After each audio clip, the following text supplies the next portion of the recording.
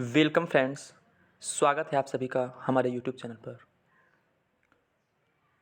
मन को जीतने वाला ही जग जीत सकता है। साथियों, जीवन में कोई भी बड़ी सफलता प्राप्त करने के लिए या फिर महान लक्ष्य की उपलब्धि के लिए मन पर नियंत्रण होना बहुत ज़रूरी है। वर्तमान समय में कई तरह के विचलन और अश्लीलता युक्त वातावरण में युवाओं को, छात्रों को और विद्यार्थियों को भी अपने मन पर नियंत्रण करना मुश्किल होता जा रहा है। दिन बहुत गुजरने के बाद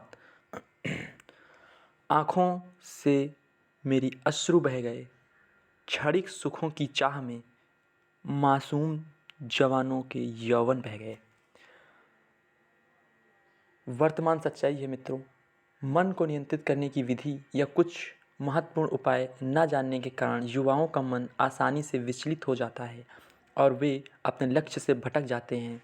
श्री कृष्ण भगवान ने भी अर्जुन को इंद्रियों को वश में करने के लिए उपदेश दिया था, जिसमें उन्होंने बताया था कि मन ही मनुष्य के बंधन और मोक्ष का कारण होता है।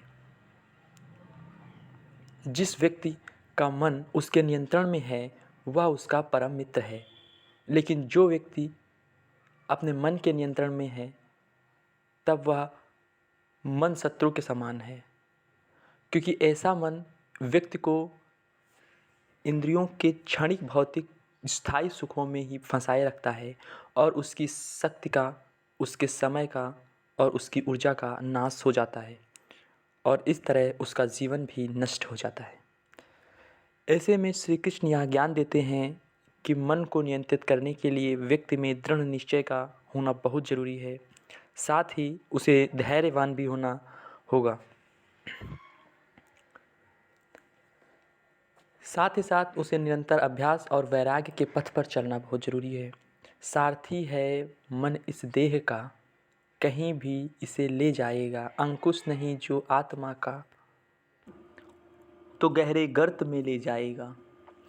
अभ्यास में व्यक्ति अपने आप को सुधारेगा और सही दिशा में खुद को लाएगा। और वैराग्य इसलिए ताकि उसे एहसास हो कि इंद्रिय जनित सुख नश्वर है और सारहीन है। वह अपने अनुभव से सीखे कि सारे दैहिक सुख अंत में दुख की तरफ धकेलने वाले हैं। इंद्रियां भी नश्वर हैं क्योंकि ये नश्वर शरीर का ही हिस्सा हैं। जब व्यक्ति यह गहराई से समझने लगता है तब व्यक्ति के मन में वैराग्य पैदा होता है।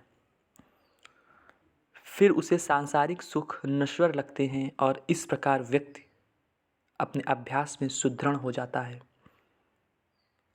अभ्यास के दौरान व्यक्ति को अपना मन एक निश्चित लक्ष्य पर लगाना होगा और मन वहाँ से जब जब भी भागेगा या भटक जाएगा तब उसे पुनः इसी मार्ग पर वापस लाना होगा। ऐसा हमें तब तक करते रहना है जब तक कि हमारा मन पूरी तरह हमारे नियंत्रण में ना आ जाए। और यदि ऐसे में हम असफल भी होते हैं तो हमें निराश नहीं होना है, हमें पुनः प्रयास करना है। इसलिए दृढ़ निश्चय और धैर्य की प्रधानता बताई गई है और यही हमारा कर्तव्य है।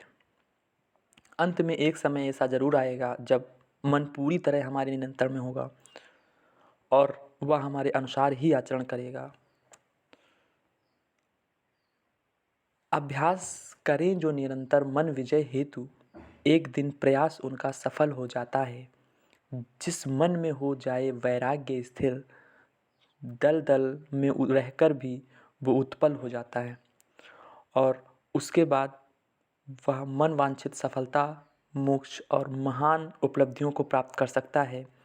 और ऐसा व्यक्ति ही वास्तव में अपने जीवन का पूर्णतया संतुलित रूप में आनंद लेता है और उसी का जीवन सार्थक भी होता है। अतः अपने मन को सही दिशा में चैनलाइज करें, क्योंकि शक्ति की हमें कोई कमी नहीं है हमारे शरीर में, लेकिन उसे संभालने वाले संकल्प की ज़रूरत है। यही हमारा टास्क है। धन्यवाद। यह ऊर्जावान और मन के प्रति सही समझ विकसित करने वाला प्रेरक लेख किसी एक व्यक्ति तक पहुंचाना आपका जिम्मेदारी है।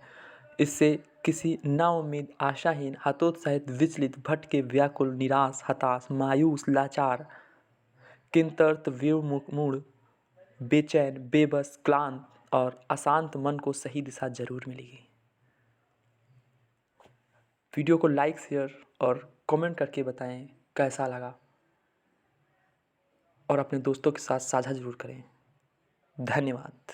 जय श्री राम।